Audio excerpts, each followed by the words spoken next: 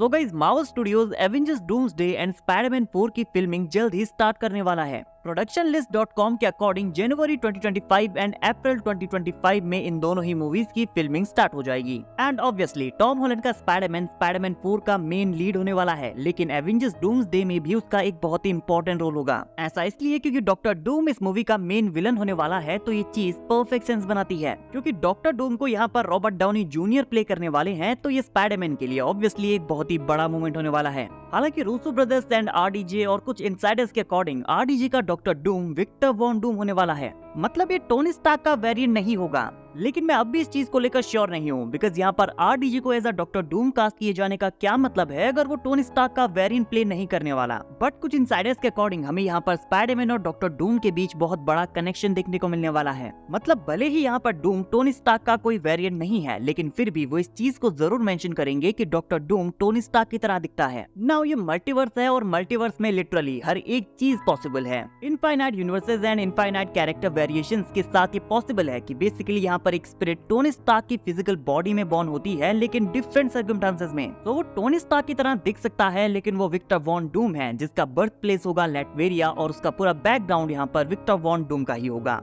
उसका बस face Tony Stark की तरह होगा। और हमने एमसीयू में पहले भी ऐसा होते हुए देखा है। एक्चुअली रिसेंटली हमने डेडपूल एंड वुल्वरीन में क्रिस इवांस के ह्यूमन टॉर्च को देखा है, और वो एमसीयू में कैप्टन अमेरिका भी प्ले करते हैं। और जब डेडपूल ह्यूमन टॉर्च को पहली बार देखता है तो उसे लगता है कि ये कैप्टन अमेरिका है। तो यहाँ पर ये सेम चीज टॉम हॉलैंड के स्पाइडरमैन और आरडीजे के डॉक्टर डूम के साथ होने वाली है। और इस न्यू रिपोर्ट के अकॉर्डिंग ये बहुत ही बड़ा मोमेंट होगा। Now Marvel insider my time to shine hello के अकॉर्डिंग डूम एंड रीड भी एवेंजर्स मूवी में इंटरैक्ट करने वाले हैं, और उनका रिलेशनशिप भी यहाँ पर बहुत ज्यादा इंपॉर्टेंट होने वाला है। बट टॉम हॉलैंड के स्पाइडरमैन के साथ डूम का रिलेशनशिप और ज्यादा इंपॉर्टेंट होगा। नाउ डेफिनेटली हम डूम एंड रीड के रिलेशनशिप के बारे में बात करेंगे, बट उससे पहले बात करते हैं स्पाइडरमैन की। ऐसा लगता है कि मार्वल ने स्पाइडरमैन के लिए यहाँ काफी कुछ प्लान किया हुआ है, because spidey Avengers doomsday and secret Wars में लीड कैरेक्टर में होने वाला है। और एवेंजर्स डूम्सडे के बाद हमें स्पाइडरमैन 4 देखने को मिलेगी। और my time to shine hello के अकॉर्डिंग आरडीजी का डॉक्टर डूम कुछ मोमेंट्स के लिए स्पाइडरमैन 4 में भी अपीयर होगा। और यही रीजन है कि कई सारे फैंस आरडीजी के डॉक्टर डूम को as a Tony Stark variant दिखना चाहते हैं, क्योंकि यहाँ पर स्पाइडी एंड डूम का ये इंटरेक्शन परफेक्टली वर्क करेगा।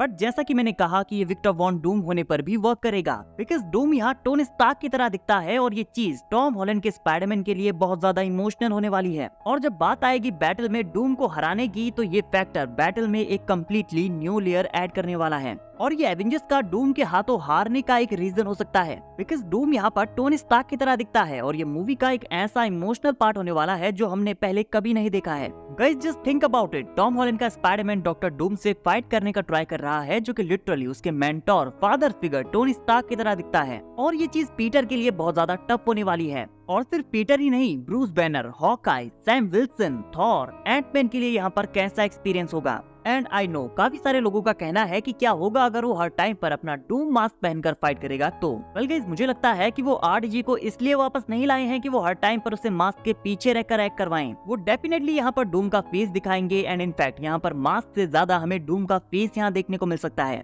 एंड फैक्ट ये है कि वो यहाँ पर टोनी स्टार्क की तरह दिखता है, और इस फैक्टर का यूज वो यहाँ पर मूवी में करने वाला है। लाइक उसके लिए एक तरह की सुपर पावर है जिसका यूज डूम एवेंजर्स को मैनिपुलेट करने के लिए करेगा। बिकॉज रूमर्स के अकॉर्डिंग डूम एक्चुअली मल्टीवर्स को बचाने का ट्राई करेगा, तो यहाँ पर वो अपनी इस आइडेंटिटी का यूज एवेंजर्स के अगेंस्ट भी कर सकता है। और यही चीज डॉक्टर स्ट्रेंज 3 का प्लॉट भी हो सकती है, जहाँ डॉक्टर डूम को एज अ हीरो पोर्ट्रे किया जाएगा, जो मल्टीवर्स के थ्रू जाकर ये फिगर आउट करने का ट्राई करेगा कि मल्टीवर्स में इनकर्जन का रीजन क्या है। लाइक वो इसका पता लगाने की कोशिश करेगा ताकि वो ऐसा होने से रोक सके। इसी बीच वो डॉक्टर स्ट्रेंज से मिलेगा, जहाँ डॉक्टर स्ट्रेंज और उसके वेरिएंट इनकर्जन का रीजन होंगे। मैंने इस टॉपिक को पिछली वीडियो में डिस्कस किया है, तो आप इसे चेक कर सकते हैं। बट बात करें एवेंजर्स डूम्सडे की, तो यहाँ अभी भी doctor Doom as a hero देखा जाएगा। हीरो जो मल्टीवर्स को बचाना चाहता है, जहाँ एंड में उसे पता चलेगा कि मल्टीवर्स को डिस्ट्रॉय होने से नहीं रोका जा सकता, लेकिन वो अब भी एक यूनिवर्स को बचा सकता है, एक स्पेसिफिक वर्ल्ड को बचाया जा सकता है, और वो वर्ल्ड बनेगा डॉक्टर डूम का बैटल वर्ल्ड, जहाँ का किंग और रूलर डॉक्टर डूम होगा।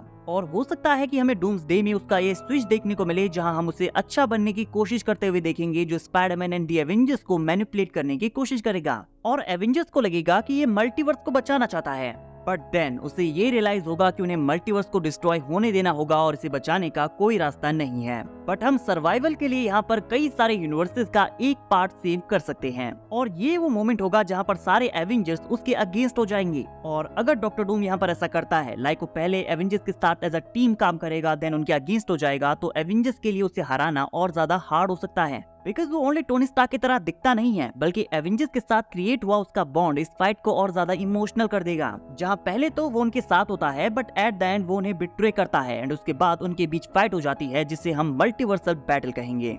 एंड डूम्सडे के एंड तक most of the universes destroy हो जाएंगे एंड यहाँ हो सकता है कि कुछ यूनिवर्सेस बच जाएं, लाइक जैसा कि कॉमिक्स में होता है। और यही रीजन है कि ये मूवी डूम्सडे के साथ स्पाइडरमैन 4 को फॉलो करती है, बिकॉज ये सब कुछ बहुत ही ग्राउंडेड स्ट्रीट लेवल पर स्टार्ट होगा। बट जैसे जैसे डे पास होते जाएंगे सब कुछ और ज्यादा मल्टीवर्सल और कॉस्मिक होता जाएगा, बिकॉज यहाँ पर मल्टीवर्स के साथ साथ अर्थ 616 भी इनकर्जन्स की वजह से डिस्ट्रॉय होना शुरू हो जाएगा। नाउ बात करें रीड रिचर्ड्स की रिपोर्ट की, तो मिस्टर फैंटास्टिक और विक्टर वॉन डूम का काफी डीप रिलेशन रहा है। जब यूएस गवर्नमेंट डूम को लेटवेरिया से बाहर निकालकर न्यूयॉर्क लाती है और कॉलेज में डालती है, तो यहाँ इसी कॉलेज में डूम रीड से मिलता है और तब से वो एक दूसरे के राइवल्स बन जाते हैं। और र्यूमर्स के according doctor Doom fantastic 4 first steps में अपीयर होने वाला है। तो इसका मतलब है कि डॉक्टर डूम जो हमारा मेन विलन होने वाला है, वो फैंटास्टिक 4 के अल्टरनेट यूनिवर्स से बिलोंग करता है। अभी हमें ये आइडिया नहीं है कि वो कौन सा यूनिवर्स होने वाला है, बिकॉज इसका पता हमें फैंटास्टिक 4 फर्स्ट स्टेप्स में ही लगेगा। बट लगता है कि यहाँ रीड और डूम के बीच रिलेशन सेटअप किया जाएगा। प्लस एमसीयू ने ये कंफर्म कर दिया है कि फैंटास्टिक 4 की team Avengers doomsday and secret Wars में भी पार्ट लेगी, बट वो डूम्सडे में भी यहाँ प्रेजेंट होंगे, जिसका मतलब है कि वो किसी तरह से मेन 616 वाली टाइमलाइन में आ जाएंगे। और कुछ लीक्स के अकॉर्डिंग फैंटास्टिक 4 एक्चुअली अर्थ 616 से ही बिलोंग करते हैं, लेकिन पास्ट में किए गए कुछ एक्सपेरिमेंट्स के चलते वो मल्टीवर्स में ट्रैवल करते हुए किसी दूसरे यूनिवर्स में चले जाते हैं और इसी तरह से उन्हें उनकी पावर्स भी मिलती हैं। हालांकि ये चीज कंफर्म नहीं है, बट ये चीज सेंस बनाती है कि वो इस सारे टाइम में अपने यूनिवर्स 616 में आने का ट्राई करते रहे। तो इसका मतलब है कि रीड और फैंटास्टिक 4 की टीम किसी तरह के मल्टीवर्सल ट्रैवल डिवाइस के ऊपर काम कर रहे होंगे।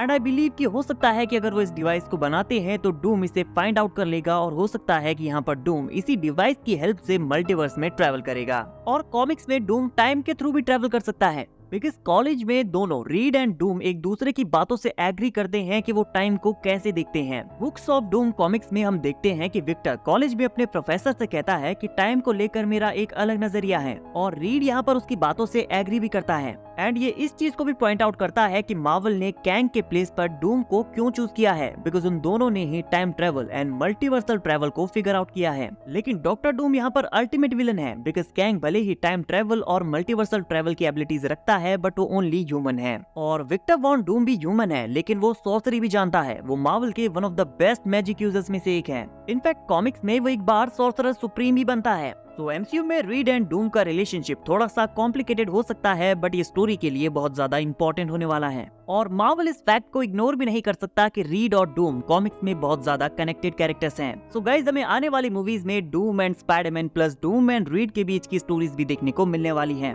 गाइस, आप इन कैरेक्टर्स के कनेक्शंस को देखने के लिए कितने एक्साइटेड हैं, कमेंट करके जरूर बताइए। एंड वीडियो अगर अच्छी लगी हो तो वीडियो को लाइक और चैनल को सब्सक्राइब करना ना भूले, बिकॉज ऐसी अमेजिंग वीडियोस हम डेली लाते रहते हैं।